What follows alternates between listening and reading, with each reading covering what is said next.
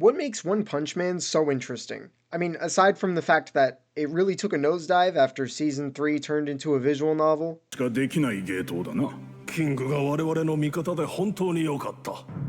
there's a really stark contrast between Saitama not caring about anything but maybe his groceries.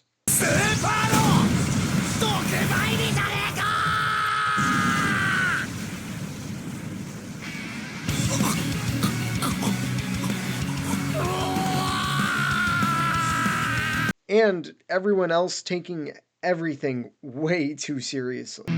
Hey!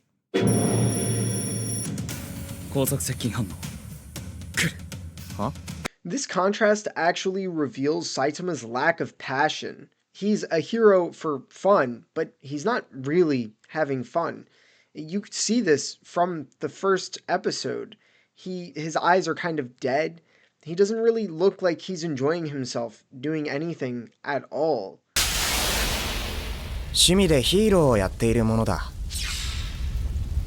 On top of that, in the first episode, we also get to see why exactly Saitama feels so dead. He's too strong.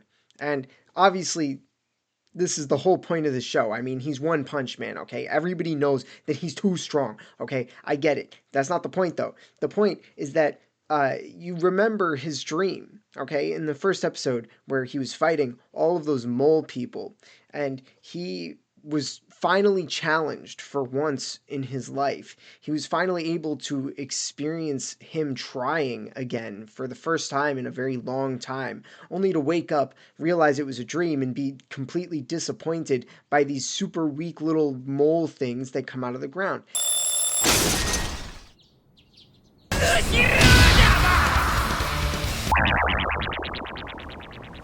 Huh?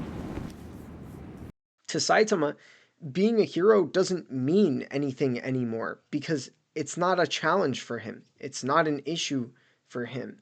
And this sucks all of Saitama's passion right out of him until there's nothing left. So first, we'll start with what Saitama's passion actually is. Then we'll move on to whether or not he actually achieved his goals and what the process of achieving his goals actually looks like. Then we'll move on to why does he lack his passion in his current state. Then we will move on to how Saitama actually resolves this throughout the show. Okay? So what is Saitama's passion? Obviously, it's to be a hero, but why? How did he get there? We see throughout the show little moments of him as a child, pretending to be a hero, messing around, right? As most children do. But Saitama forgot about this dream, only to rediscover it when he fought Crabman. 待てこら。この少子化時代にガキを殺すなんて見過ごせん。俺は小さい頃ヒーローになりたかったんだ。サラリーマンじゃなくて。てめえみたいな悪役を一撃でぶっ飛ばすヒーローにな。就活はやめな。かかってこいこら。思えばあれから3年も経つのか。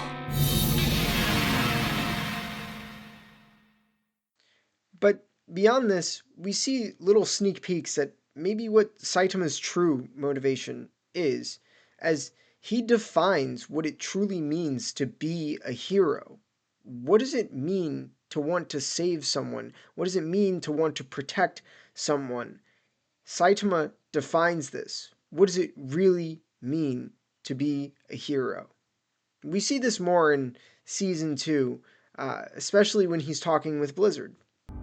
そうすれば B 級上位のポジションを守ってあげるわ。おお、断るに決まってんだろう。ヒーローに上下関係なんてあってたまるか。それじゃ生き残れねえぞ。吹雪。We also see this later in Season 2 with Saitama's battle with Suryu, where Saitama points out that he doesn't like the way he sees heroes and the way that they work, and that's exactly why he, そんなもん関係ねえよ。やりたいことやってんのはお前だけじゃねえぞ。水流って言ったっけ？俺からも一つアドバイスしてやる。楽しむのが目的なら、それ以上強くならない方がいいぜ。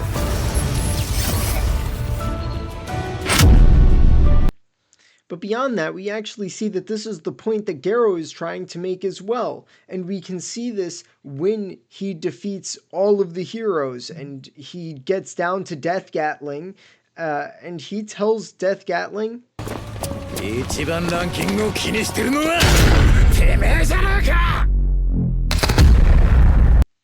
so there's actually kind of a secret, unsaid motivation of Saitama becoming a hero, and it's actually to teach other people what it means to be a hero, because a lot of heroes are too obsessed with hierarchy.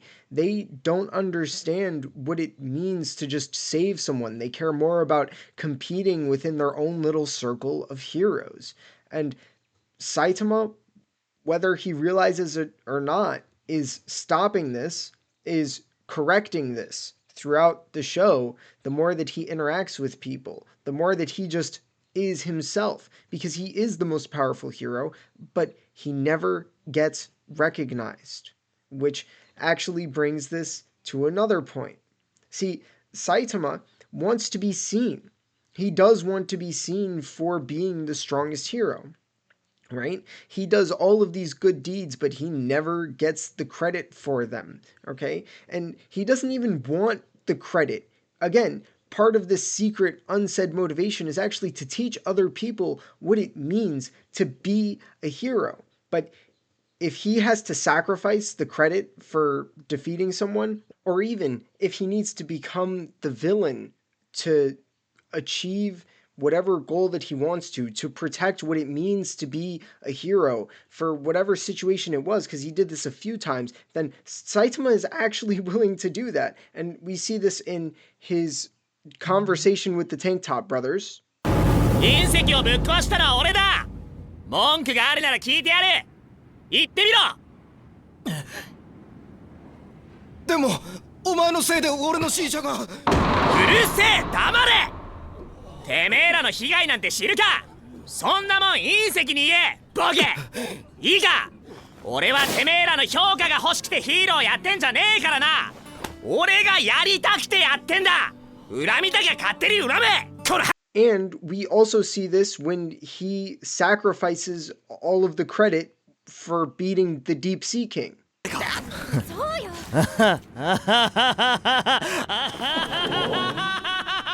いやー、ラッキーだった。他のヒーローが怪人の体力奪っててくれたおかげですげえ楽に倒せた。遅れてきてよかった。俺何もやってないのに手柄独り占めにできたぜ。あ、お前らちゃんと噂まいとけよ。最後に怪人仕留めたのは俺だからな。本当はただ遅刻してきただけとかバラしたら。So the fact of the matter is that Saitama is passionate enough that he doesn't care about the results. He only cares about what he's doing, the process of doing it.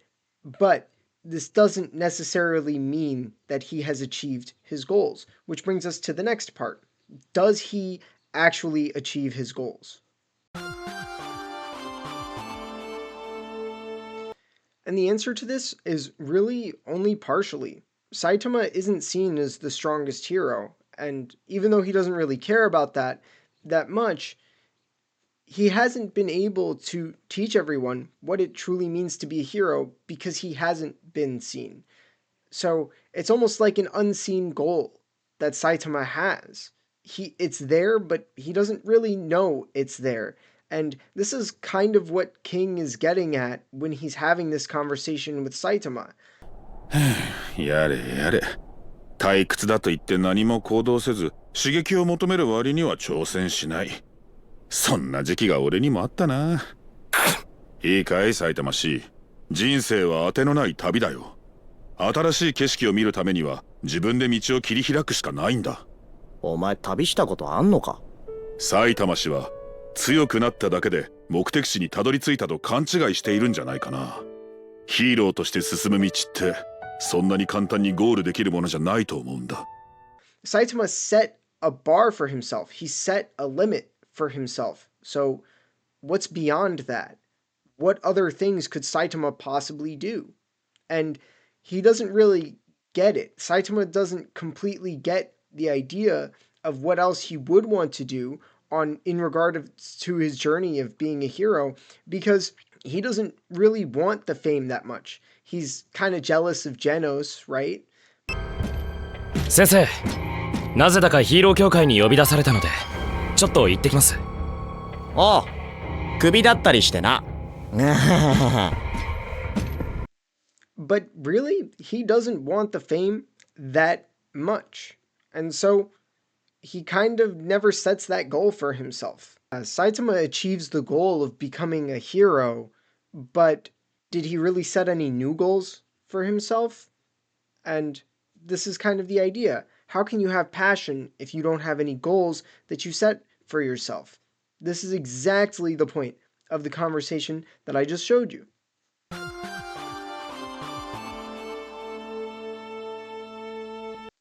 This is actually why Saitama lacks passion, why he loses his drive, his motivation for being a hero, because he stopped setting goals for himself.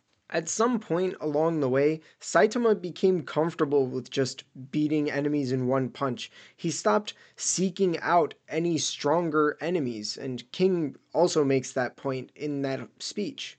And it actually gets to the point where a lot of little things aren't as enjoyable for Saitama anymore.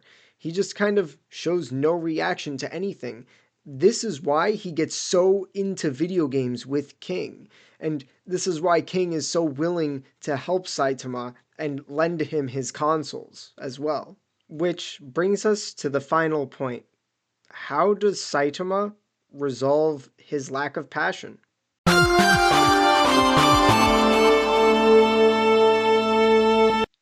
Now, you can't actually say that Saitama has fully resolved this issue, but he has actually been working on it even from the beginning of the show. You see this with Genos, with them setting the goal of getting into the Hero Association and climbing their way up the ranks to be recognized. This is why Saitama is upset that he gets identified as a Class C hero. 先生。ああ、だってまあ71点の C 級だしな。俺。そうか。But it really took the conversation with King for all of this to click for Saitama. But when it clicked, it clicked. Despite the fact that Season 3 is, again, more of a visual novel than anything, it really is bad. I didn't expect it to be that bad, to be honest. I really was like, oh, okay, the internet kind of gasses up everything. There's no way it's going to be that bad. And then I start watching it and I'm like, oh no, it does. It feels like a visual novel. It's kind of disappointing. But we see that Saitama is surrounded by more and more people. He's actually building a community, and you can see that this kind of makes him happy, even when the world is falling around him, and at least the way that other people perceive him to be happy. See, because Saitama doesn't really get mad. If he doesn't need to. He's the strongest hero. So when he is getting mad, you can take that as an indication that he is enjoying himself. So we see him slowly enjoying himself more and more with the community that he's building, because before he was alone. Now in Season 3, he has 2 S-rank heroes climbing in there. He's got Dr. Kurano in there. He's got Blizzard in there. He's got the wind fighting style guy whose name I totally forget, but they're both old, so it doesn't matter because they're going to die and then everyone's going to forget anyway. That's messed up. Anyway, the point is, though, is that Saitama is resolving this throughout the show. And this is actually what makes One Punch Man so interesting. Everything is a reflection of what Saitama is experiencing in that moment. I mean, think back to Season 1 with Hammerhead, right? Saitama compares himself to Hammerhead. He says, oh man, like one wrong step and I could have ended up like them. I could have ended up like that guy. That would have been bad. Right? He starts to appreciate. You see the deep reflection in his face. Look. True. People who believe such hogwash end up making excuses for themselves and become discouraged. If I'd taken a wrong step, would I have ended up like that too?